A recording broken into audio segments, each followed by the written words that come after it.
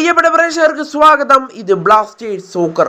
Kerala Blasters ഇനിയും 3 സൈനിങ്ങുകൾ പ്രഖ്യാപിക്കുമെന്ന് കഴിഞ്ഞ ദിവസം റിപ്പോർട്ടുകൾ ഉണ്ടായിരുന്നു. എന്നാൽ ട്രാൻസ്ഫർ മാർക്കറ്റ് ഇന്ന് അടയ്ക്കുകയാണ്. അതിനു മുമ്പ് ബ്ലാസ്റ്റേഴ്സ് ആ സൈനിങ് ഒക്കെ പൂർത്തിയാക്കുമോ? ഇതാണിപ്പോൾ ഉയർന്നു വരുന്ന ഒരു ചോദ്യം. എന്നാലും കേരള ബ്ലാസ്റ്റേഴ്സ് ആ 3 സൈനിങ്ങിൻ്റെയും അവസാനഘട്ട ചർച്ചയിലേക്ക് എത്തിയിട്ടുണ്ടെന്നാണ് ഇപ്പോൾ മനസ്സിലാക്കാനായിട്ട് സാധിക്കുന്നത്. ഇന്ന് വൈകിട്ടോടുകൂടി ട്രാൻസ്ഫർ മാർക്കറ്റ് അടയ്ക്കുകയാണ്. എന്തായാലും ബ്ലാസ്റ്റേഴ്സ് ഇനിയും ഒരു 3 സൈനിങ് പ്രഖ്യാപിച്ചേക്കുമെന്നാണ് മനസ്സിലാക്കാനായിട്ട് സാധിക്കുന്നത്.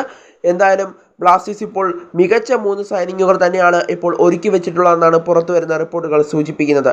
ഒരു വിദേശ സ്ട്രൈക്കറെയും അതുപോലെ തന്നെ 2 ഇന്ത്യൻ താരങ്ങളെയുമാണ് ബ്ലാസ്റ്റേഴ്സ് ഇപ്പോൾ നോട്ടമിട്ടിരിക്കുന്നത്.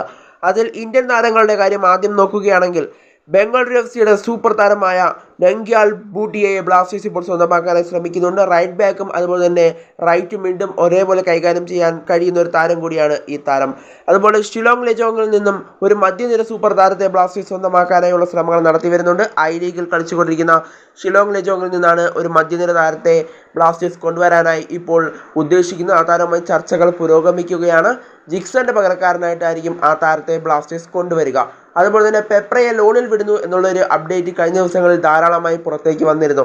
എന്നാൽ പെപ്രയെ പുറത്താക്കിക്കൊണ്ട് പസഡോറി എന്ന് പറയുന്ന അർജന്റീനൻ സൂപ്പർ താരത്തെ കൊണ്ടുവരാനാണ് ബ്ലാസ്റ്റേഴ്സ് ഉദ്ദേശിക്കുന്നത്. ഫിലിപ്പ് പസഡോറെ എന്ന് പറയുന്ന അർജന്റീനൻ സ്ട്രൈക്കറിനെ കൊണ്ടുവരാൻ ബ്ലാസ്റ്റേഴ്സ് ഉദ്ദേശിക്കുന്നുണ്ട്.